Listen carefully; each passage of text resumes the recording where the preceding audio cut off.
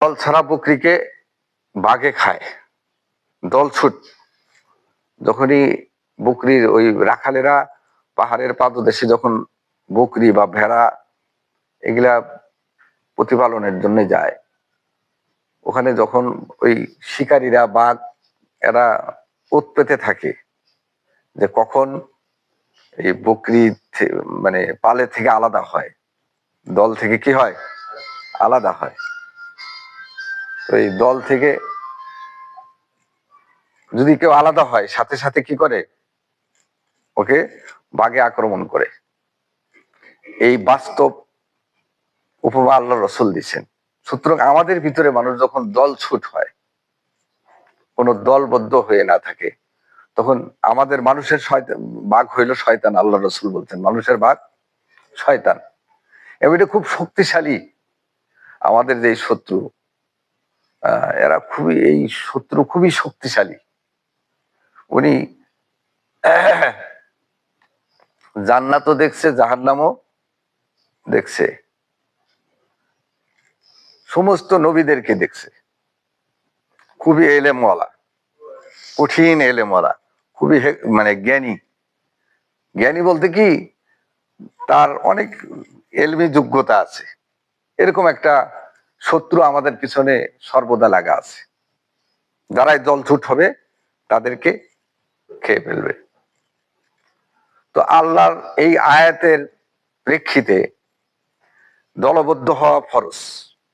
নামাজ পড়া যেভাবে ফরজ, আল্লাহ তাআলা সূরা আস-সফ, একটা সূরা আছে সূরা আস-সফ, এই সূরাটার নামের অর্থ ব্যাখ্যা হলো সফ মানে সোজা, কাতার সোজা করা, দলবদ্ধ হওয়া, একত্রিত হওয়া, সফের অর্থ।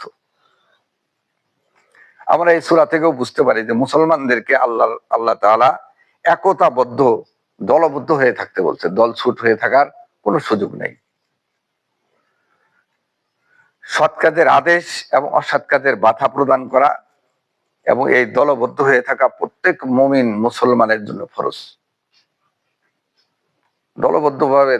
দলবদ্ধ ছাড়া থাকার কোনো সুযোগ নাই। আমি একটা হাদিস বলছিলাম, আমরা যখনই দলবদ্ধভাবে থাকবো তখনই কোনো অন্যায়কে সম্মিলিত শক্তিতে প্রতিরোধ করা সম্ভব। আর যখন সম্মিলিতভাবে দলবদ্ধভাবে না থাকবো, একার জন্যে, আমরা একটা গল্প পড়ছি যে 5 ভাই ছিল, 5 ভাইয়ের ভিতরে বনিবনা ছিল না। আমার মনে হয় ক্লাস 2-3 বইয়ের মধ্যে এই গল্প মনে হয় ছিল। তো বাবা এদের এই অনৈক্য বুঝতে পেরে তাদেরকে একত্রিত করার জন্য ডাকলেন। 5 জনকে 5টা মানে 5 কুঞ্চি একসাথে বেঁধে 5 জনকে দিলেন, একজন একজন করে দিলেন, এই লাঠি, এই 5টা কুঞ্চি ভাঙো। 5টা লাঠি একসাথে ভাঙ্গা সম্ভব কারোরই হয় নাই। আর যখন 5টা 5 জনকে দিল তো ভাঙ্গো, বস, এটা ভাঙতে আর সময় লাগে নাই। এই জন্য একতাবদ্ধভাবে যদি কেউ থাকে, তাহলে তাদেরকে ভাঙ্গা মস্কা ক্ষতি করা কোনোভাবেই সম্ভব না। এজন্য আমরা একতাবদ্ধভাবে থাকলে সৎ কাজের আদেশ দেওয়াও সম্ভব, অসৎ কাজ থেকে বাধা প্রদান করাও সম্ভব। আজকে আপনাদের হাজির মোড়ে যদি কেউ যাত্রা পালা লাগায়, যাত্রা গান, ওই একলা যদি রুহুল আমিন হুজুর যায়, ওখানে বাধা দেয়, উনি পারবে? কিন্তু আপনার এই মুন্সিটারি সবাই যদি একসাথে যান, হাজির মোড়ের আশেপাশের সবাই যদি একসাথে যান, এখানে গান হইতে দেওয়া যাবে না। কারণ বাপেরও মুরগা নাই, এখানে গান বাজায়, গান করে। এটা আমরা সবাই বুঝি। কিন্তু ইসলাম বিদ্বেষী, ইসলামের শত্রুরা আমাদের ভিতরে এমন ভাবে ইসলামের বেশ নিয়ে, ইসলামের সিলেবাস নিয়ে, ইসলামের পোশাক নিয়ে, ধর্মের পোশাক নিয়ে আমারই একেবারে পাশের লোক হয়ে এমন ভাবে আমাদের গোর কাটছে যেন আমরা একতাবদ্ধ হতে না পারি, দলবদ্ধ হতে না পারি। অমুক দল কাফের, অমুক দল ফাসেক, অমুক দল বেদাতি, এই বিভিন্ন ভাবে আমাদের ভিতরে ডিভাইডেড করে রাখছে। যেন বাংলাদেশের 95% মুসলমানের দেশে যেন কোরআনী আইন বাস্তবায়ন না হয়, আল্লাহর জমিনে আল্লাহর দিন বাস্তবায়ন না হইতে পারে। এই কারণে আমাদের ভিতরে বিভিন্ন ভাবে বিভিন্ন প্রকারে ডিভাইডেড সৃষ্টি করে রাখা হয়েছে। আল্লাহর রাসূলের স্পষ্ট হাদিস,